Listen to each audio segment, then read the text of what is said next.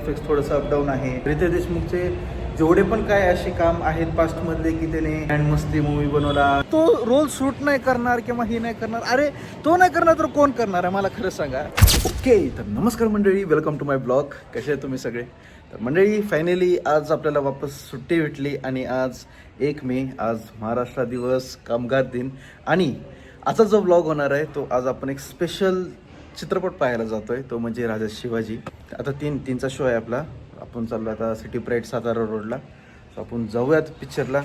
भाई कालपासून ticket book करायची कोशिश करतोय पण इतकं सोल्ड आउट आहे. म्हणजे अभिरुची बघितलं, सीझन मॉल बघितलं, फिनिक्स मॉल सगळं, पण फायनली सिटी प्राईडच्या तिथं सिंगल तिकीट भेटलं. आणि मंडळी मला तुम्हाला त्या चित्रपटच्या बाबतीमध्ये पण काहीतरी सांगायचं आहे, पण मी तुम्हाला आता नाही सांगणार. मी पिक्चर बघितल्यावर तुम्हाला सांगेल. खरं तर मला माझं रिव्ह्यू द्यायचं आहे, मला असं काही फेक द्यायचं नाही. आणि तुम्हाला पण सांगायचं आहे मला, ते बी आता पिक्चर झाल्यावरच सांगतो. Okay, so stay tune. चालू करूयात आजचा व्लॉग.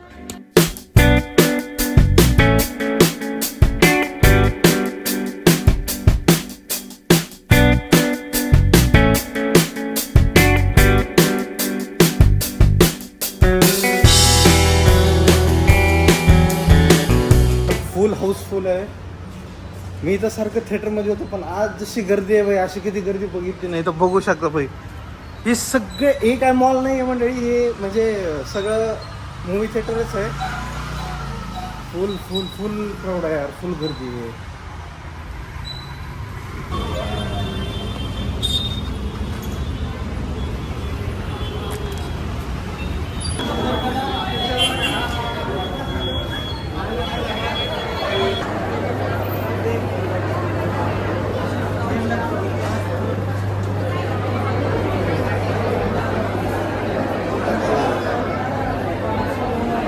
एवढी भयानक गर्दी आहे ना इथं. सैसी असून पण अक्षरशः माझ्या अंगातून घाम आलाय.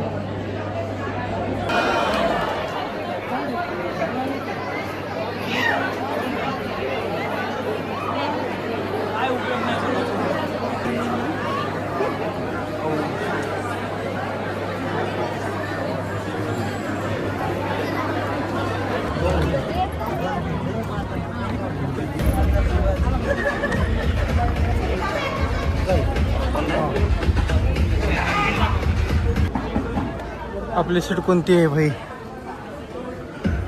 भाई लास्ट सीट भेटली. लास्ट सीट म्हणजे कोपऱ्यातली भेटली सीट. कोणती आहे? के के के 28-29 जाताना सांगायचा बड्डे करू आपण.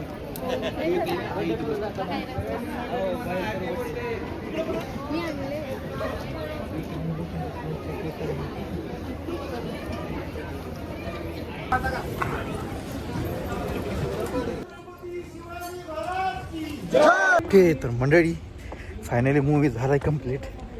भाई पिक्चर इतका सुंदर होता ना, खूप म्हणजे खूप मस्त पिक्चर होता. मंडळी मला फक्त एकच गोष्ट बोलायची आहे, जे मी तुम्हाला बोललो की मूवी एंड झाल्यावरती मला तुम्हाला काहीतरी सांगायचं आहे. तर मंडळी मी इंस्टाग्रामवरती ना एक रील बनवली होती.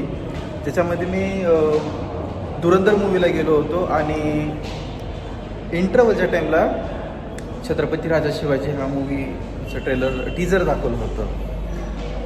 तर मी ते पोस्ट केलं आहे. त्याच्यावरती इतके हायली कमेंट आले होते आणि 90% तर सगळे निगेटिव्ह कमेंट्स होते.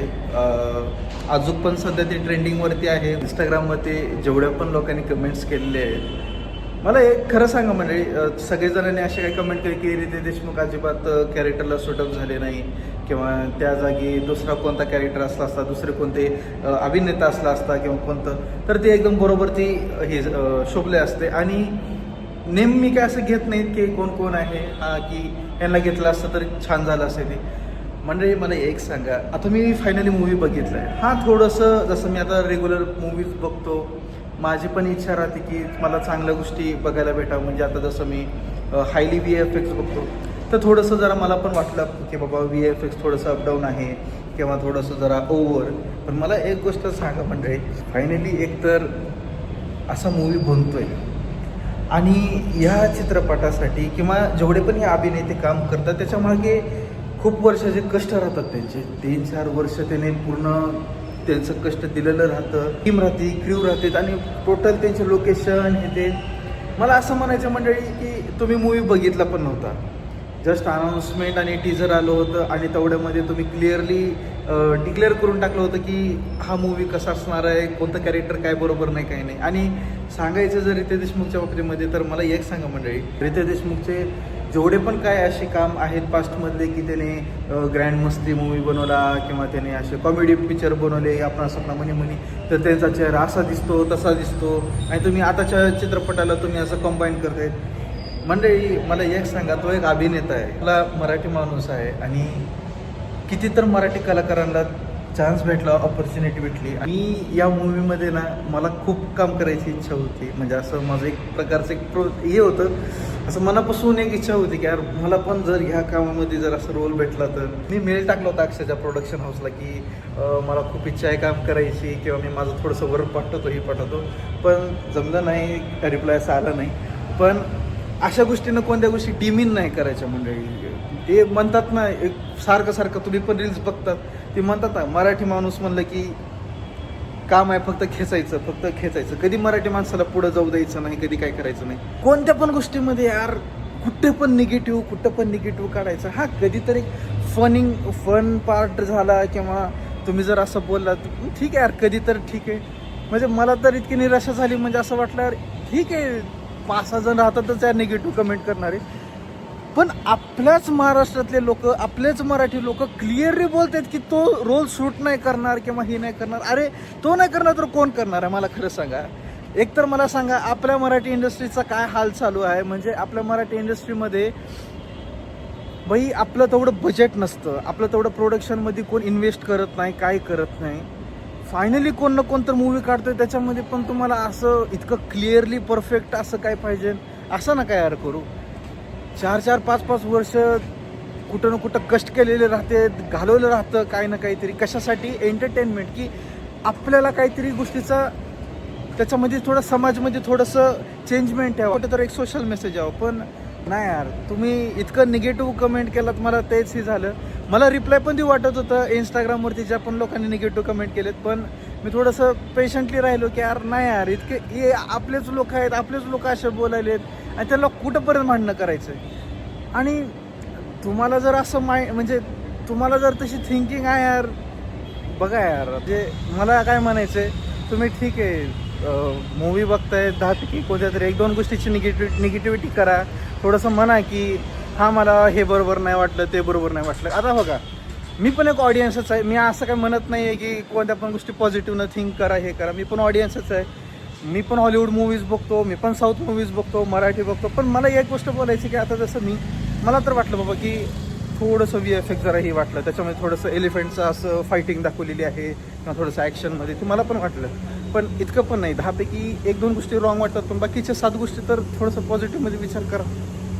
ठीक आहे, आपण आता निघूयात रूमवर. मस्त मूवीज एन्जॉय केला आहे, आता रूमवर जाऊ.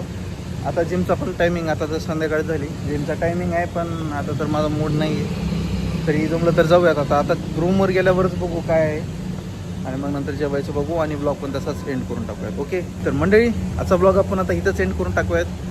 तुम्ही मला सांगा तुम्हाला आजचा ब्लॉग कसा वाटला ते, आणि आवडल्यास लाईक करा, शेअर करा आणि सबस्क्राईब करा. आणि निगेटिव्हिटी जास्त पसरत जाऊ नका, थोडंसं पॉझिटिव्ह पण व्हा आणि थोडंसं व्हा. मी असं लय पण म्हणत नाही आणि लय निगेटिव्ह पण होऊ नका. ओके, चला बाय, भेटूत आपण नेक्स्ट ब्लॉगमध्ये.